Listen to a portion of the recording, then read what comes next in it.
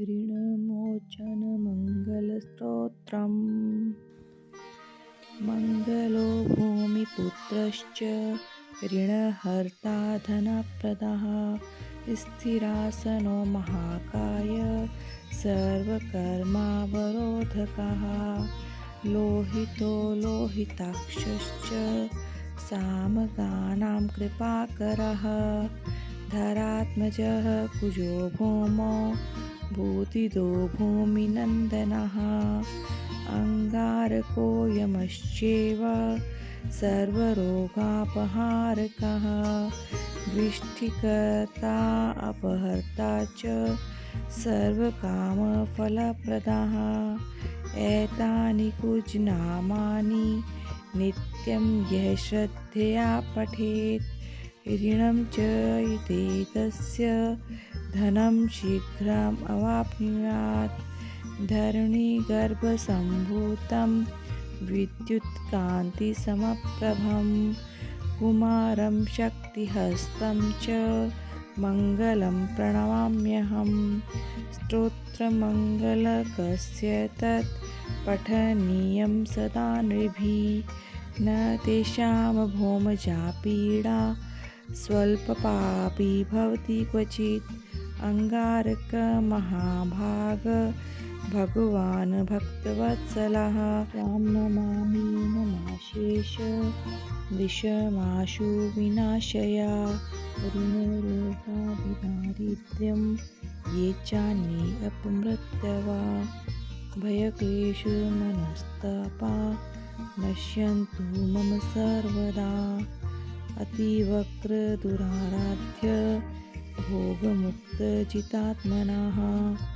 तुष्टो ददासि साम्राज्यं रुष्टो हरसि तत्क्षणात्। विरचिशुक्रविष्णूनां मनुष्याणां तु का कथा।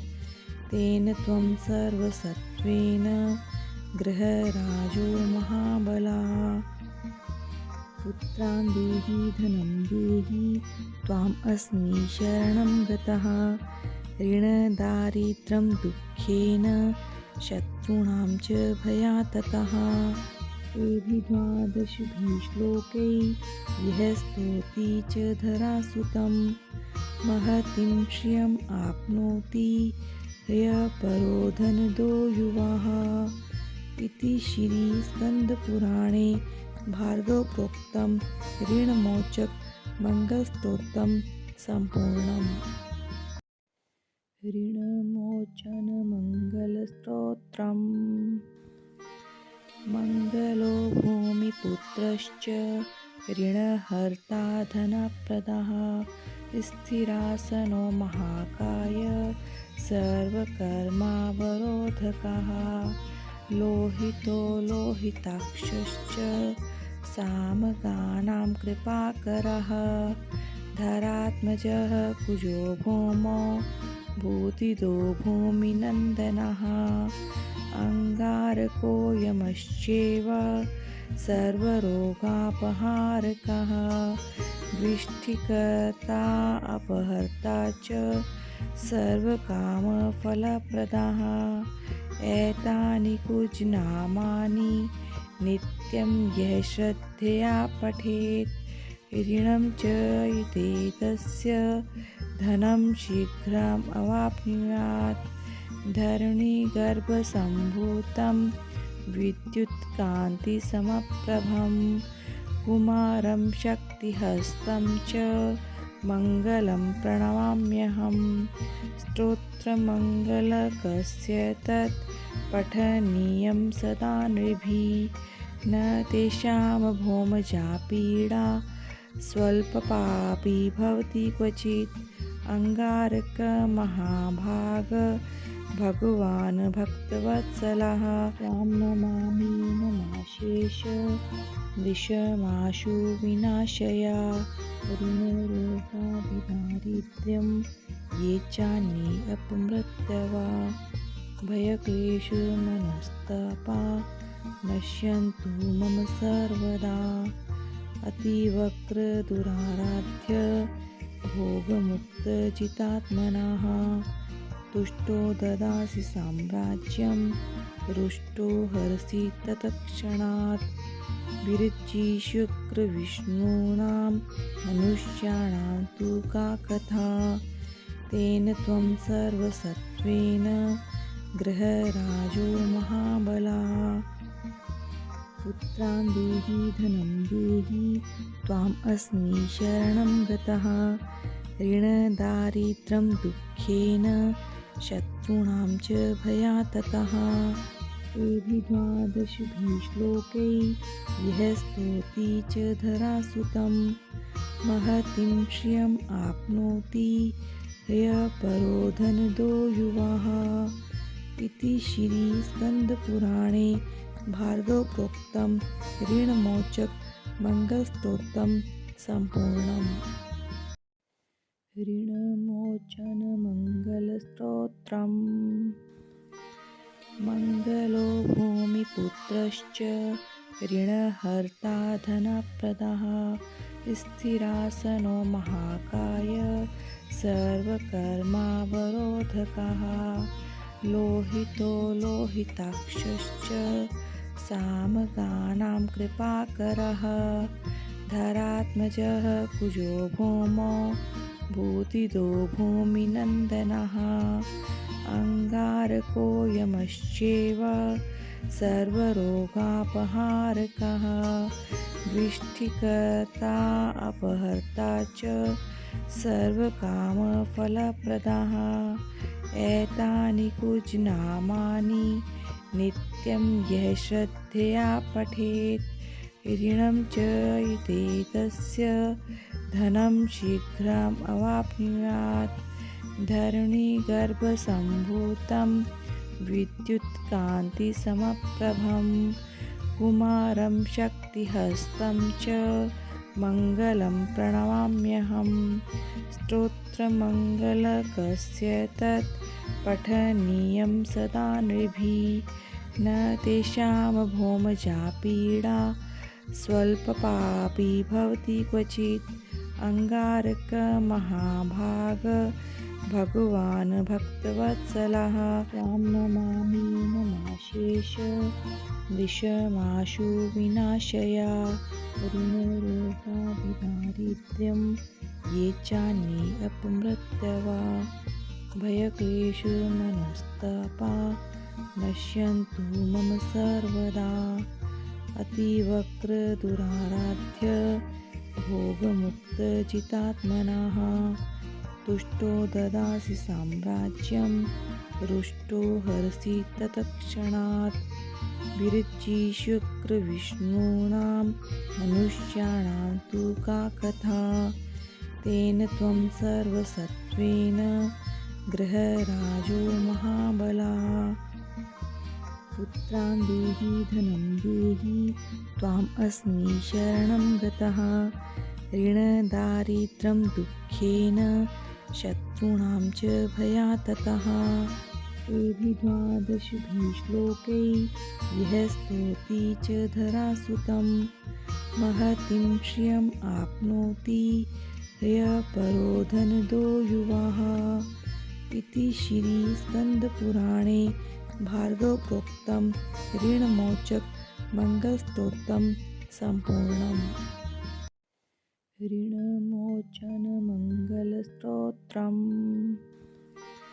मङ्गलो भूमिपुत्रश्च ऋणहर्ता धनप्रदः स्थिरासनो महाकाय सर्वकर्मावरोधकः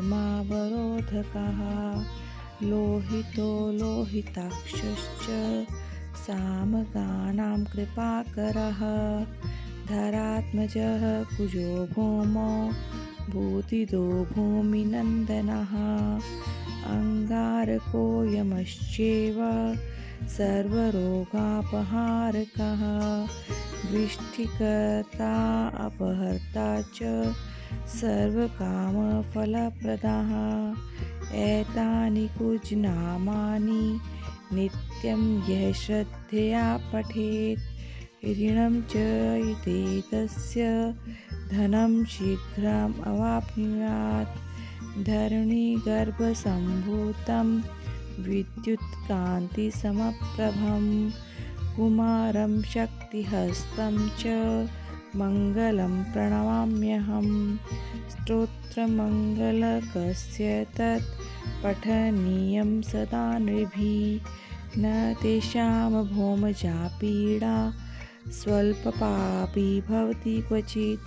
अङ्गारकमहाभाग भगवान् भक्तवत्सलः, त्वां नमामि नमाशेष दिशमाशु विनाशय। ऋणरोगादिदारिद्र्यं ये चान्ये अपमृत्यवा, भयक्लेशमनस्तापा नश्यन्तु मम सर्वदा। अतिवक्रदुराराध्य भोगमुक्तजितात्मनः, तुष्टो ददासि साम्राज्यं रुष्टो हरसि तत्क्षणात्।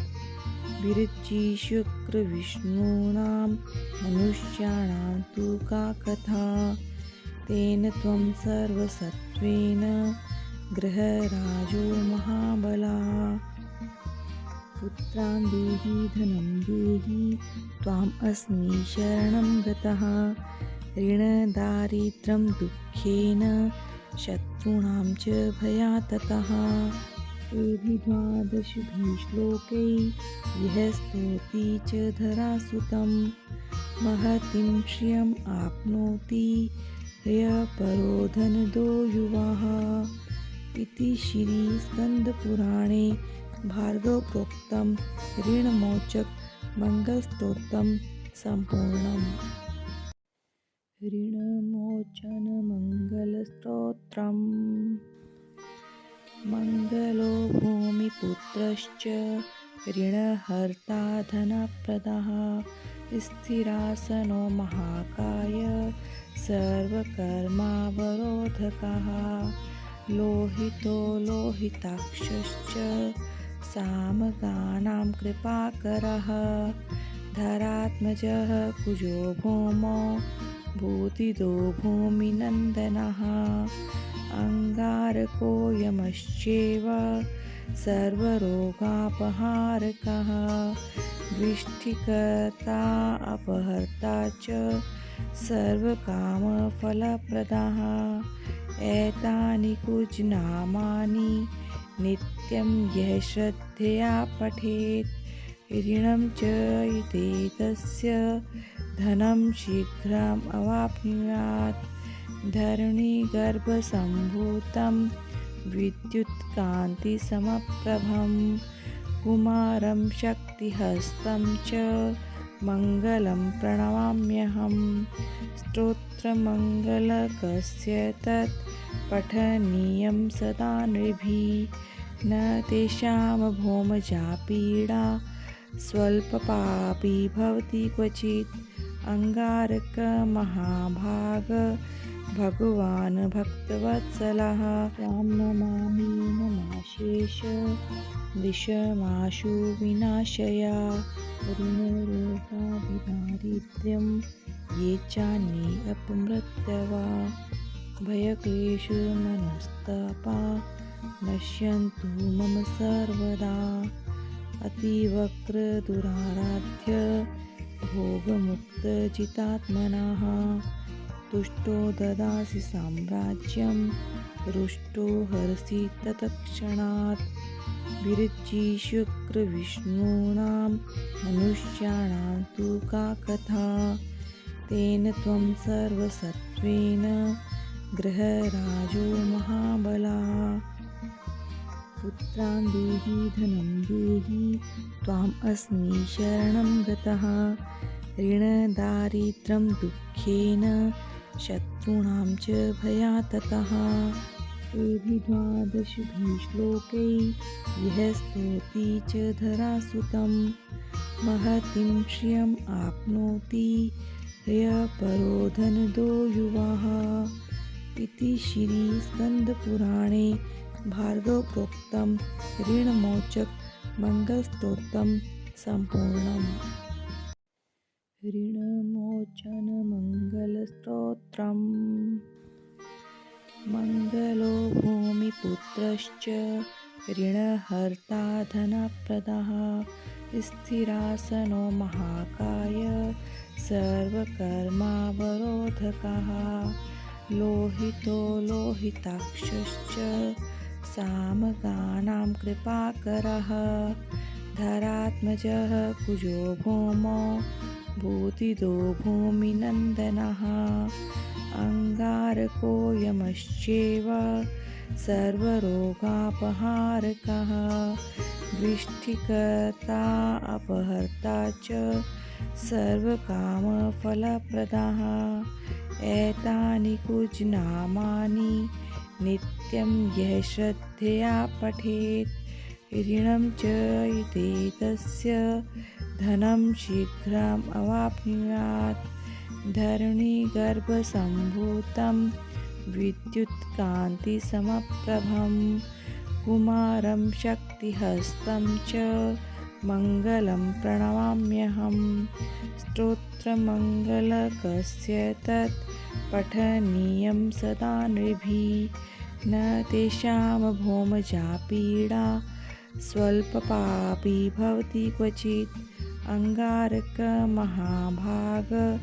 भगवान् भक्तवत्सलः त्वां नमामि नमाशेष दिशमाशु विनाशया ऋणरोगादिदारिद्र्यं ये चान्ये अपमृत्यवा भयक्लेशमनस्तापा नश्यन्तु मम सर्वदा अतिवक्रदुराराध्य भोगमुक्तजितात्मनः तुष्टो ददासि साम्राज्यं रुष्टो हरसि तत्क्षणात् विरचिशुक्रविष्णूनां मनुष्याणां तु का कथा तेन त्वं सर्वसत्त्वेन गृहराजो महाबलः पुत्रान् देहि धनं देहि त्वाम् अस्मि शरणं गतः ऋणदारिद्र्यं दुःखेन शत्रूणां च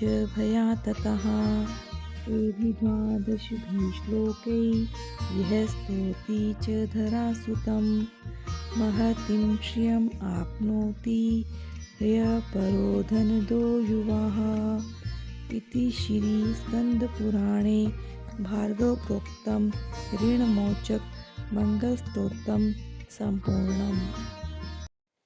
ऋणमोचनमङ्गलस्तोत्रम् मङ्गलो भूमिपुत्रश्च ऋणहर्ता धनप्रदः स्थिरासनो महाकाय सर्वकर्मावरोधकः लोहितो लोहिताक्षश्च सामगानां कृपाकरः धरात्मजः कुजो भौमो भूतिदो भूमिनन्दनः अङ्गारको यमश्चैव सर्वरोगापहारकः दृष्टिकर्ता अपहर्ता च सर्वकामफलप्रदः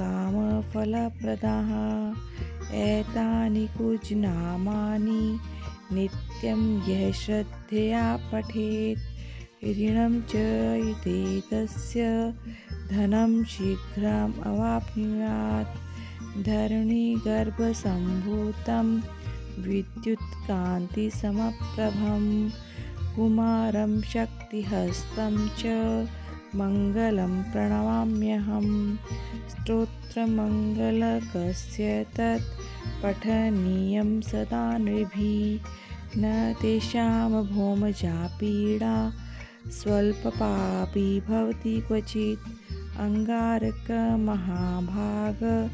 भगवान् भक्तवत्सलः त्वां नमामि नमाशेष दिशमाशु विनाशया ऋणरोगादिदारिद्र्यं ये चान्ये अपमृत्यवा भयक्लेशमनस्तापा नश्यन्तु मम सर्वदा अतिवक्रदुराराध्य भोगमुक्तजितात्मनः तुष्टो ददासि साम्राज्यं रुष्टो हरसि तत्क्षणात् विरच्ची शुक्रविष्णूनां मनुष्याणां तु का कथा। तेन त्वं सर्वसत्त्वेन गृहराजो महाबलाः। पुत्रान् देहि धनं देहि त्वाम् अस्मि शरणं गतः। ऋणदारिद्र्यं दुःखेन शत्रूणां च भयाततः। एभिः 12 श्लोकैः यः स्तौति च धरासुतं महतीं श्रियम् आप्नोति यः परो धनदो युवाः। इति श्रीस्कन्दपुराणे भार्गवप्रोक्तं ऋणमोचक मंगलस्तोत्रं सम्पूर्णम्। ऋणमोचनमङ्गलस्तोत्रम्। मङ्गलो भूमिपुत्रश्च ऋणहर्ता धनप्रदः। स्थिरासनो महाकाय सर्वकर्मावरोधकः। लोहितो लोहिताक्षश्च सामगानां कृपाकरः। धरात्मजः कुजो भौमो भूतिदो भूमिनन्दनः। अङ्गारको यमश्चैव सर्वरोगापहारकः।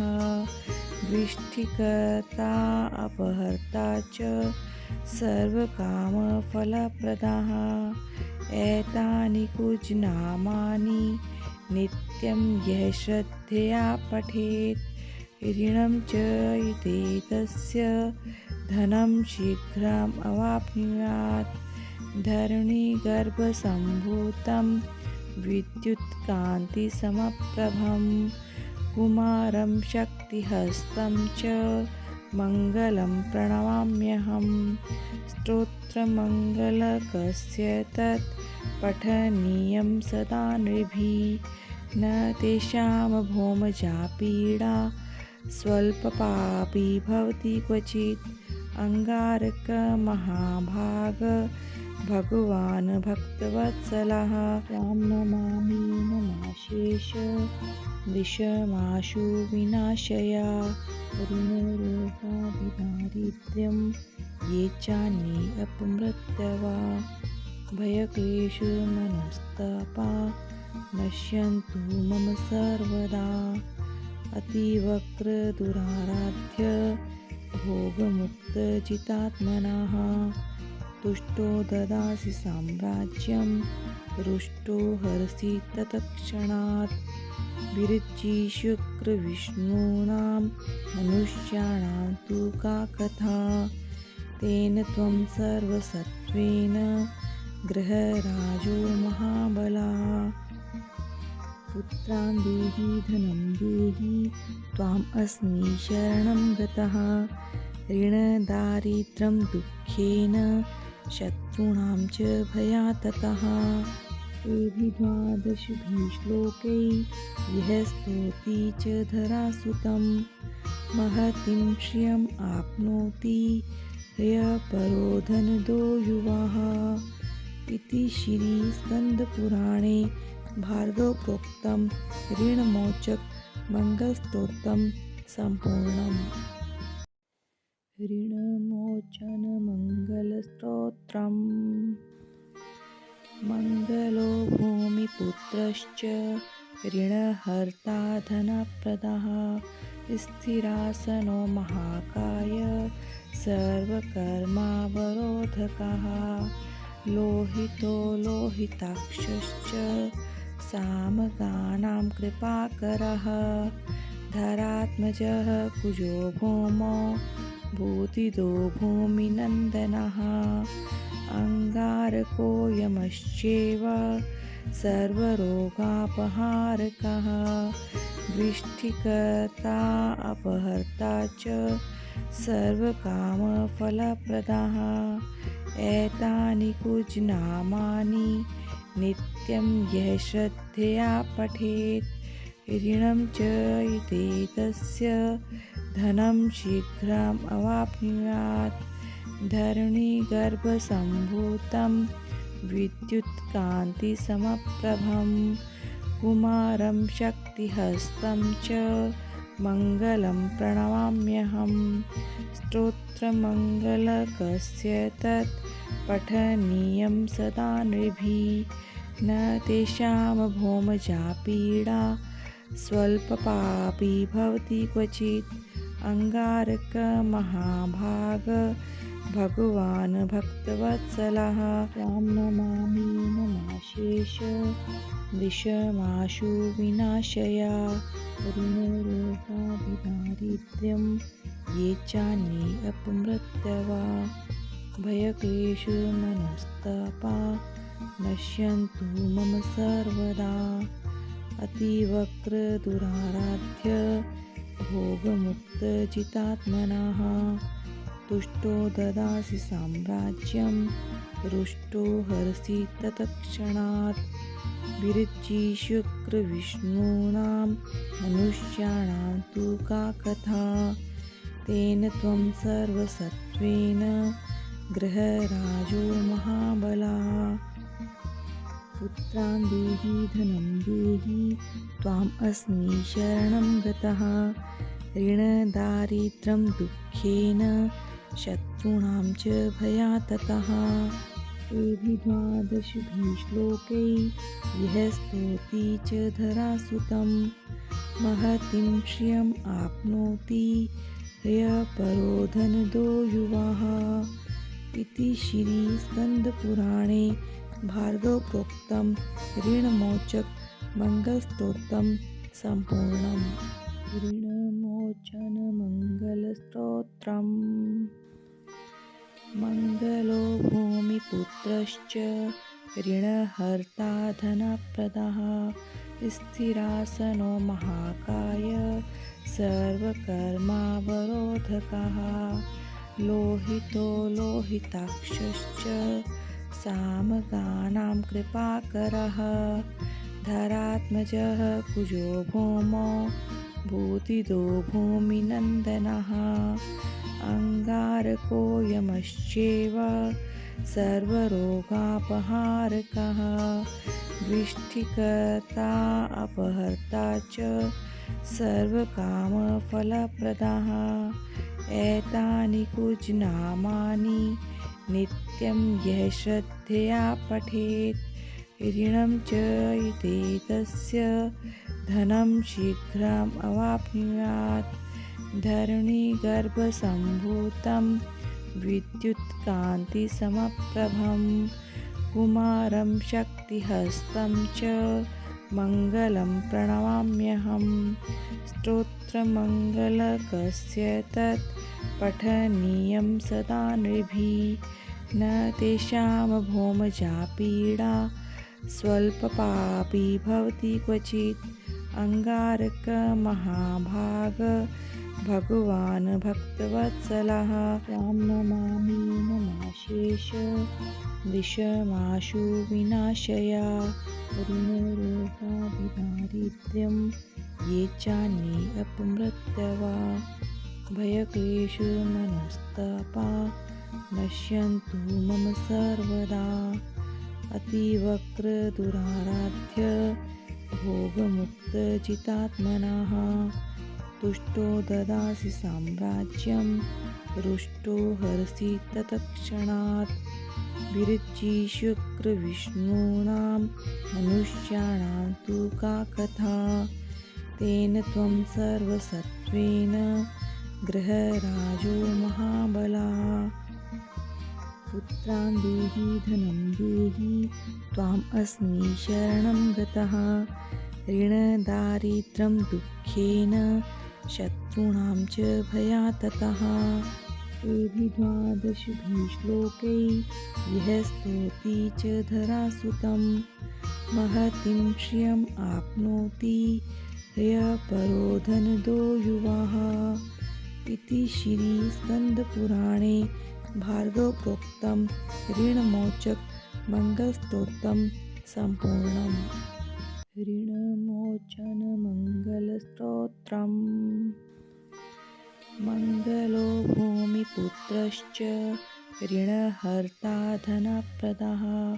स्थिरासनो महाकाय सर्वकर्मावरोधकः।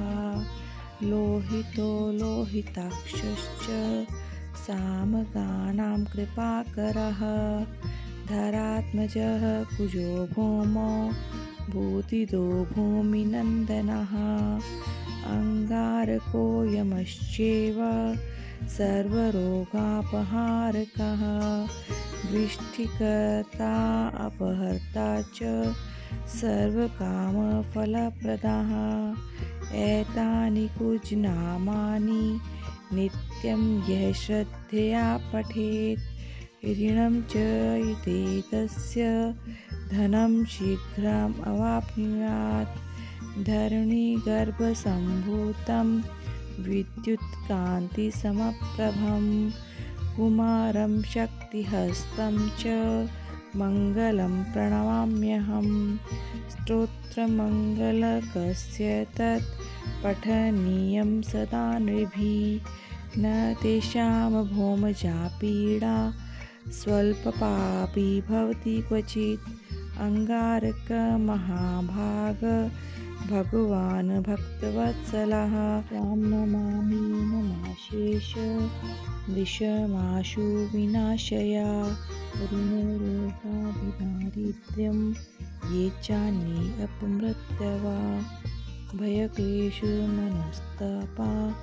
नश्यन्तु मम सर्वदा अतिवक्रदुराराध्य भोगमुक्तजितात्मनः तुष्टो ददासि साम्राज्यं रुष्टो हरसि तत्क्षणात् विरचिशुक्रविष्णूनां मनुष्याणां तु का कथा तेन त्वं सर्वसत्त्वेन गृहराजो महाबलः पुत्रान् देहि धनं देहि त्वाम् अस्मि शरणं गतः ऋणदारिद्र्यं दुःखेन शत्रूणां च भयाततः एभिः 12 श्लोकैः यः स्तौति च धरासुतं महतीं श्रियम् आप्नोति यः परो धनदो युवाः इति श्रीस्कन्दपुराणे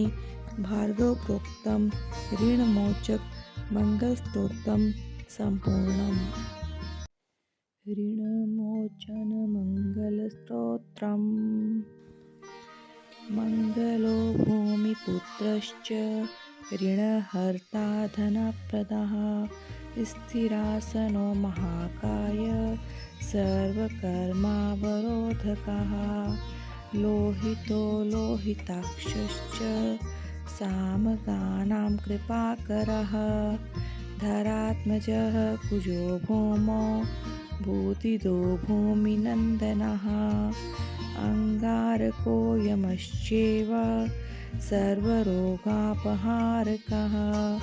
वृष्टिकर्ता अपहर्ता च सर्वकामफलप्रदः एतानि कुजनामानि नित्यं यः श्रद्धया पठेत् ऋणं च युते तस्य धनं शीघ्रम् अवाप्नुयात् धरणिगर्भसम्भूतं विद्युत्कान्तिसमप्रभं कुमारं शक्तिहस्तं च मङ्गलं प्रणमाम्यहं स्तोत्रमङ्गलकस्य तत् पठनीयं सदा नृभिः न तेषां भौमजा पीडा स्वल्पपापी भवति क्वचित् अङ्गारकमहाभाग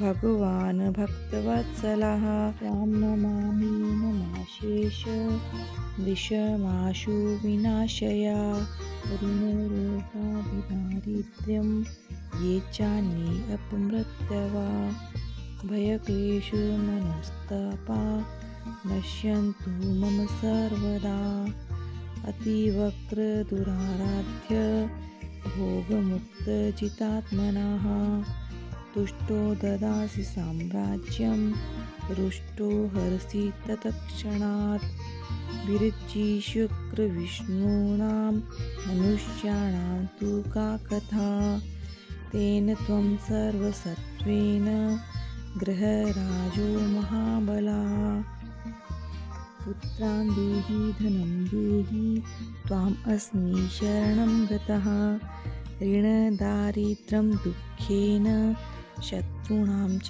भयाततः एभिः 12 श्लोकैः यः स्तौति च धरासुतं महतीं श्रियम् आप्नोति यः परो धनदो युवाः इति श्रीस्कन्दपुराणे भार्गवप्रोक्तं ऋणमोचक मंगलस्तोत्रं सम्पूर्णम्। ऋणमोचनमङ्गलस्तोत्रम्। मङ्गलो भूमिपुत्रश्च ऋणहर्ता धनप्रदः स्थिरासनो महाकाय सर्वकर्मावरोधकः लोहितो लोहिताक्षश्च सामगानां कृपाकरः धरात्मजः कुजो भौमो भूतिदो भूमिनन्दनः अङ्गारको यमश्चैव सर्वरोगापहारकः दृष्टिकर्ता अपहर्ता च सर्वकामफलप्रदः एतानि कुजनामानि नित्यं यः श्रद्धया पठेत् ऋणं च एतस्य धनं शीघ्रम् अवाप्नुयात् धरणिगर्भसम्भूतं विद्युत्कान्तिसमप्रभं कुमारं शक्तिहस्तं च मङ्गलं प्रणमाम्यहं स्तोत्रमङ्गलकस्य तत् पठनीयं सदा नृभिः न तेषां भौमजा पीडा स्वल्पपापी भवति क्वचित् अंगारक महाभाग भगवान् भक्तवत्सलः त्वां नमामि नमाशेष विषमाशु विनाशया ऋणरोगादिदारिद्र्यं ये चान्ये अपमृत्यवा भयक्लेशमनस्तापा नश्यन्तु मम सर्वदा अतिवक्रदुराराध्य भोगमुक्तजितात्मनः तुष्टो ददासि साम्राज्यं रुष्टो हरसि तत्क्षणात् विरचिशुक्रविष्णूनां मनुष्याणां तु का कथा तेन त्वं सर्वसत्त्वेन गृहराजो महाबलः पुत्रां देहि धनं देहि त्वाम् अस्मि शरणं गतः ऋणदारिद्र्यं दुःखेन शत्रूणां च भयाततः एभिः 12 श्लोकैः यः स्तौति च धरासुतं महतीं श्रियम् आप्नोति यः परो धनदो युवाः इति श्रीस्कन्दपुराणे भार्गवप्रोक्तं ऋणमोचक मंगलस्तोत्रं सम्पूर्णम्। ऋणमोचनमङ्गलस्तोत्रम्। मङ्गलो भूमिपुत्रश्च ऋणहर्ता धनप्रदः स्थिरासनो महाकाय सर्वकर्मावरोधकः लोहितो लोहिताक्षश्च सामगानां कृपाकरः धरात्मजः कुजो भौमो भूतिदो भूमिनन्दनः अंगारको यमश्चैव सर्वरोगापहारकः दृष्टिकर्ता अपहर्ता च सर्वकामफलप्रदः एतानि कुजनामानि नित्यं यः श्रद्धया पठेत् ऋणं च एतस्य धनं शीघ्रम् अवाप्नुयात् धरणिगर्भसम्भूतं विद्युत्कान्तिसमप्रभं कुमारं शक्तिहस्तं च मङ्गलं प्रणमाम्यहं स्तोत्रमङ्गलकस्य तत् पठनीयं सदा नृभिः न तेषां भौमजा पीडा स्वल्पपापी भवति क्वचित् अंगारक महाभाग भगवान् भक्तवत्सलः त्वां नमामि नमाशेष विषमाशु विनाशया ऋणरोगादिदारिद्र्यं ये चान्ये अपमृत्यवा भयक्लेशमनस्तापा नश्यन्तु मम सर्वदा अतिवक्रदुराराध्य भोगमुक्तजितात्मनः तुष्टो ददासि साम्राज्यं रुष्टो हरसि तत्क्षणात् विरचिशुक्रविष्णूनां मनुष्याणां तु का कथा तेन त्वं सर्वसत्त्वेन गृहराजो महाबलः पुत्रान् देहि धनं देहि त्वाम् अस्मि शरणं गतः ऋणदारिद्र्यं दुःखेन शत्रूणां च भयाततः एभिः 12 श्लोकैः यः स्तौति च धरासुतं महतीं श्रियम् आप्नोति यः परो धनदो युवाः इति श्रीस्कन्दपुराणे भार्गवप्रोक्तं ऋणमोचक मंगलस्तोत्रम् सम्पूर्णम्। ऋणमोचनमङ्गलस्तोत्रम् मङ्गलो भूमिपुत्रश्च ऋणहर्ता धनप्रदः स्थिरासनो महाकाय सर्वकर्मावरोधकः लोहितो लोहिताक्षश्च सामगानां कृपाकरः धरात्मजः कुजो भौमो भूतिदो भूमिनन्दनः अङ्गारको यमश्चैव सर्वरोगापहारकः दृष्टिकर्ता अपहर्ता च सर्वकामफलप्रदः एतानि कुजनामानि नित्यं यः श्रद्धया पठेत् ऋणं च तस्य धनं शीघ्रम् अवाप्नुयात् धरणिगर्भसम्भूतं विद्युत्कान्तिसमप्रभं कुमारं शक्तिहस्तं च मङ्गलं प्रणमाम्यहं स्तोत्रमङ्गलकस्य तत् पठनीयं सदा नृभिः न तेषां भौमजा पीडा स्वल्पपापी भवति क्वचित् अंगारक महाभाग भगवान् भक्तवत्सलः त्वां नमामि नमाशेष विषमाशु विनाशया ऋणरोगादिदारिद्र्यं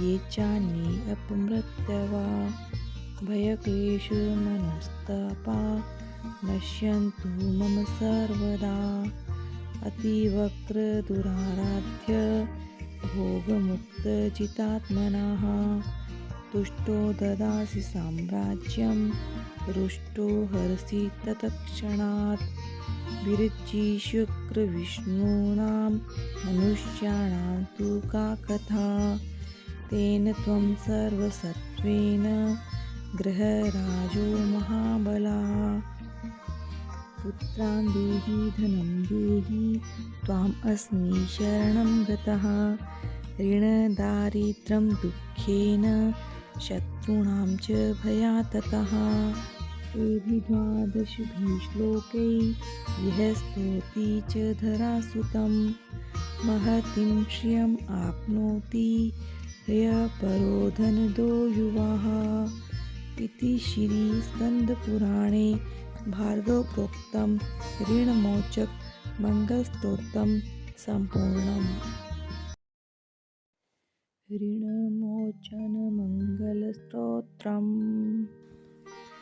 मङ्गलो भूमिपुत्रश्च ऋणहर्ता धनप्रदः स्थिरासनो महाकाय सर्वकर्मावरोधकः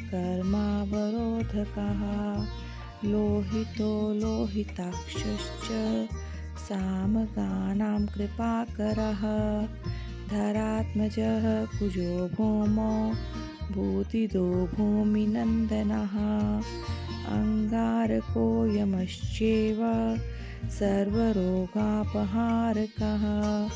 वृष्टिकर्ता अपहर्ता च सर्वकामफलप्रदः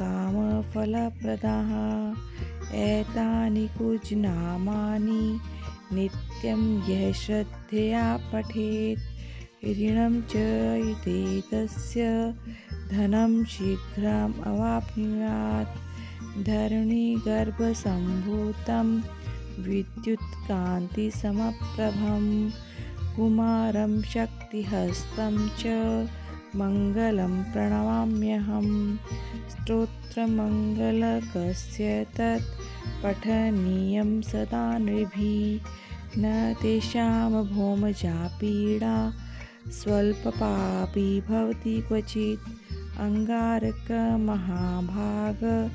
भगवान् भक्तवत्सलः त्वां नमामि नमाशेष दिशमाशु विनाशया ऋणरोगादिदारिद्र्यं ये चान्ये अपमृत्यवा भयक्लेशमनस्तापा नश्यन्तु मम सर्वदा अतिवक्रदुराराध्य भोगमुक्तजितात्मनः तुष्टो ददासि साम्राज्यं रुष्टो हरसि तत्क्षणात् विरचि शुक्रविष्णूनां मनुष्याणां तु का कथा तेन त्वं सर्वसत्त्वेन गृहराजो महाबलः पुत्रान् देहि धनं देहि त्वाम् अस्मि शरणं गतः ऋणदारिद्र्यं दुःखेन शत्रूणां च भयाततः एभिः द्वादशभिः श्लोकैः यः स्तौति च धरासुतं महतीं श्रियम् आप्नोति यः परो धनदो युवाः इति श्रीस्कन्दपुराणे भार्गवप्रोक्तं ऋणमोचक मंगलस्तोत्रं सम्पूर्णम्। ऋणमोचनमङ्गलस्तोत्रम्। मङ्गलो भूमिपुत्रश्च ऋणहर्ता धनप्रदः स्थिरासनो महाकाय सर्वकर्मावरोधकः लोहितो लोहिताक्षश्च सामगानां कृपाकरः धरात्मजः कुजो भौमो भूतिदो भूमिनन्दनः अङ्गारको यमश्चैव सर्वरोगापहारकः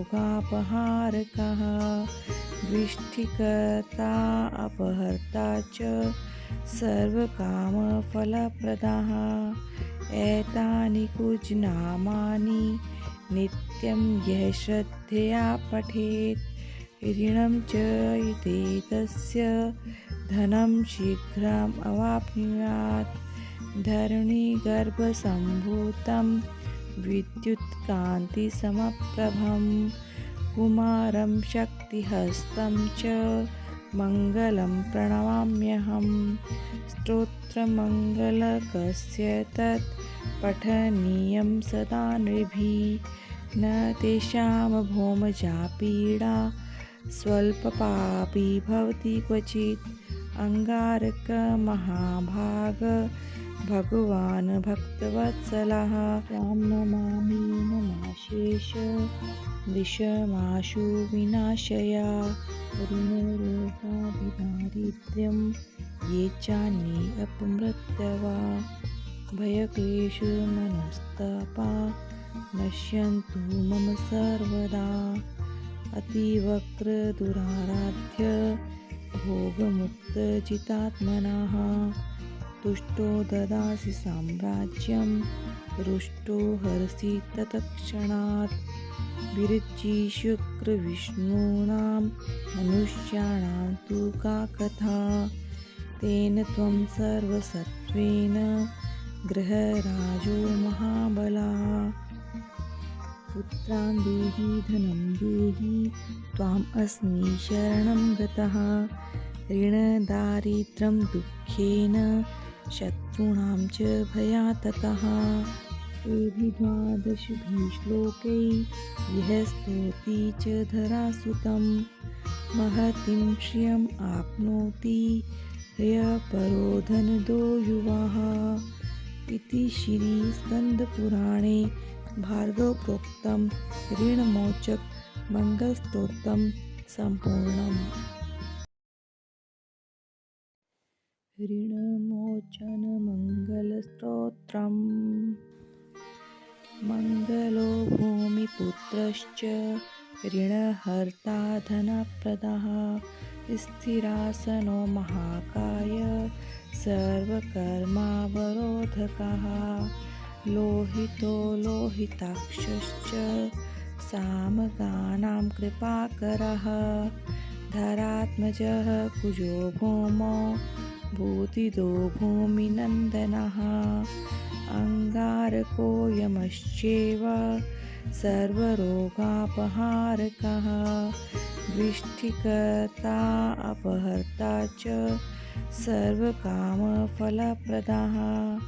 एतानि कुजनामानि नित्यं यः श्रद्धया पठेत् ऋणं च एतस्य धनं शीघ्रम् अवाप्नुयात् धरणिगर्भसम्भूतं विद्युत्कान्तिसमप्रभं कुमारं शक्तिहस्तं च मङ्गलं प्रणमाम्यहं स्तोत्रमङ्गलकस्य तत् पठनीयं सदा नृभिः न तेषां भौमजा पीडा स्वल्पपापी भवति क्वचित् अंगारक महाभाग भगवान् भक्तवत्सलः त्वां नमामि नमाशेष दिशमाशु विनाशया ऋणरोगादिदारिद्र्यं ये चान्ये अपमृत्यवा भयक्लेशमनस्तापा नश्यन्तु मम सर्वदा अतिवक्रदुराराध्य भोगमुक्तजितात्मनः तुष्टो ददासि साम्राज्यं रुष्टो हरसि तत्क्षणात् विरचिशुक्रविष्णूनां मनुष्याणां तु का कथा तेन त्वं सर्वसत्त्वेन गृहराजो महाबलः पुत्रान् देहि धनं देहि त्वाम् अस्मि शरणं गतः ऋणदारिद्र्यं दुःखेन शत्रूणां च भयाततः एभिः 12 श्लोकैः यः स्तौति च धरासुतं महतीं श्रियम् आप्नोति यः परो धनदो युवाः।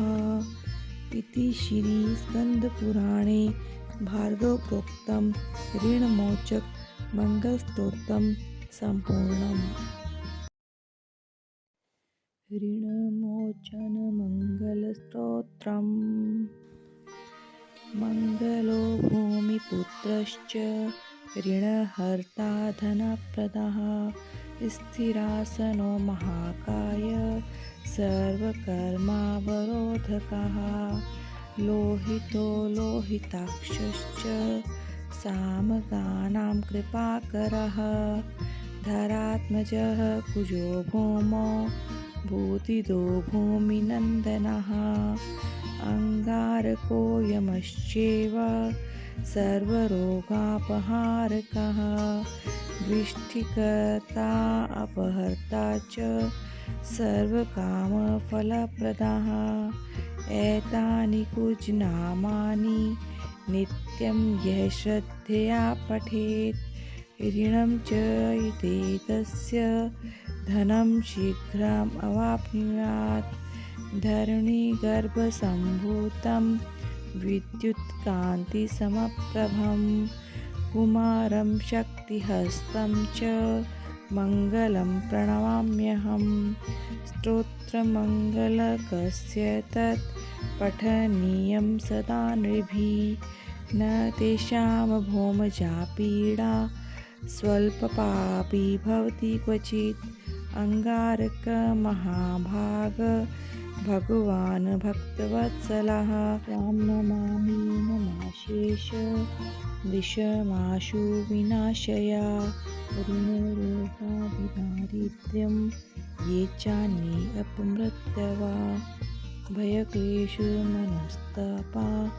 नश्यन्तु मम सर्वदा अतिवक्रदुराराध्य भोगमुक्तजितात्मनः तुष्टो ददासि साम्राज्यं रुष्टो हरसि तत्क्षणात् विरचिशुक्रविष्णूनां मनुष्याणां तु का कथा तेन त्वं सर्वसत्त्वेन गृहराजो महाबलः पुत्रान् देहि धनं देहि त्वाम् अस्मि शरणं गतः ऋणदारिद्र्यं दुःखेन शत्रूणां च भयाततः एभिः 12 श्लोकैः यः स्तौति च धरासुतं महतीं श्रियम् आप्नोति यः परो धनदो युवाः इति श्रीस्कन्दपुराणे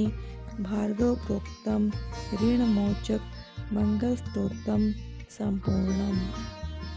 ऋणमोचनमङ्गलस्तोत्रम्। मङ्गलो भूमिपुत्रश्च ऋणहर्ता धनप्रदः स्थिरासनो महाकाय सर्वकर्मावरोधकः लोहितो लोहिताक्षश्च सामगानां कृपाकरः धरात्मजः कुजो भौमो भूतिदो भूमिनन्दनः अङ्गारको यमश्चैव सर्वरोगापहारकः दृष्टिकर्ता अपहर्ता च सर्वकामफलप्रदः एतानि कुजनामानि नित्यं यः श्रद्धया पठेत् ऋणं च एतस्य धनं शीघ्रम् अवाप्नुयात् धरणिगर्भसम्भूतं विद्युत्कान्तिसमप्रभं कुमारं शक्तिहस्तं च मङ्गलं प्रणमाम्यहम् स्तोत्रमङ्गलकस्य तत् पठनीयं सदा नृभिः न तेषां भौमजा पीडा स्वल्पपापी भवति क्वचित् अङ्गारकमहाभाग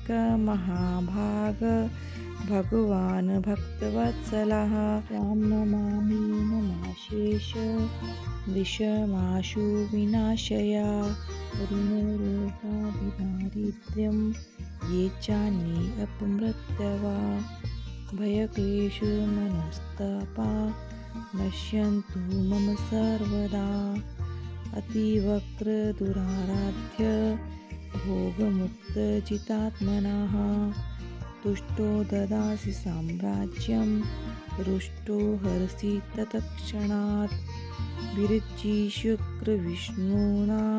मनुष्याणां तु का कथा तेन त्वं सर्वसत्त्वेन गृहराजो महाबलः पुत्रान् देहि धनं देहि त्वाम् अस्मि शरणं गतः ऋणदारिद्र्यं दुःखेन शत्रूणां च भयाततः एभिः 12 श्लोकैः यः स्तौति च धरासुतं महतीं श्रियम् आप्नोति यः परो धनदो युवाः इति श्रीस्कन्दपुराणे भार्गवप्रोक्तं ऋणमोचक मंगलस्तोत्रं सम्पूर्णम्।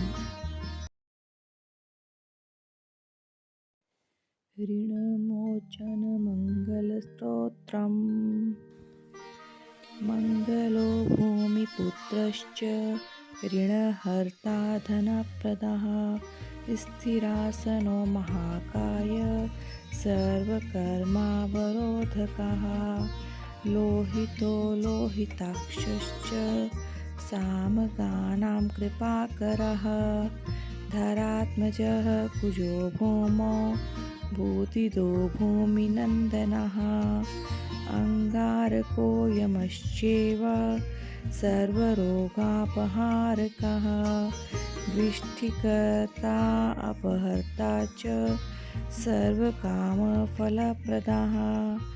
एतानि कुजनामानि नित्यं यः श्रद्धया पठेत् ऋणं च युते तस्य धनं शीघ्रम् अवाप्नुयात् धरणिगर्भसम्भूतं विद्युत्कान्तिसमप्रभं कुमारं शक्तिहस्तं च मङ्गलं प्रणमाम्यहं स्तोत्रमङ्गलकस्य तत् पठनीयं सदा नृभिः न तेषां भौमजा पीडा स्वल्पपापी भवति क्वचित् अङ्गारकमहाभाग भगवान् भक्तवत्सलः त्वां नमामि नमाशेष दिशमाशु विनाशया ऋणरोगादिदारिद्र्यं ये चान्ये अपमृत्यवा भयक्लेशमनस्तापा नश्यन्तु मम सर्वदा अतिवक्रदुराराध्य भोगमुक्तजितात्मनः तुष्टो ददासि साम्राज्यं रुष्टो हरसि तत्क्षणात् विरचि शुक्रविष्णूनां मनुष्याणां तु का कथा तेन त्वं सर्वसत्त्वेन गृहराजो महाबलः पुत्रान् देहि धनं देहि त्वाम् अस्मि शरणं गतः ऋणदारिद्र्यं दुःखेन शत्रूणां च भयाततः एभिर्द्वादशभिः श्लोकैः यः स्तौति च धरासुतं महतीं श्रियम् आप्नोति यः परो धनदो युवाः इति श्रीस्कन्दपुराणे भार्गवप्रोक्तं ऋणमोचक मंगलस्तोत्रम्।